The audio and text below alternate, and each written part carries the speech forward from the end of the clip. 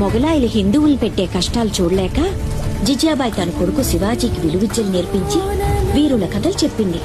తన కొడుకులో పౌరుషాన్ని రెచ్చగొట్టి వాళ్ల మీద తిరగబడేలా చేసింది. అప్పటి మొగలాయిల సేనాధిపతిగా అఫ్జల్ ఖాన్ అని ఉండేవాడు.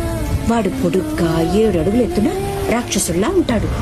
వాడు కూడా శివాజీని ఏం చేయలేకపోయాడు.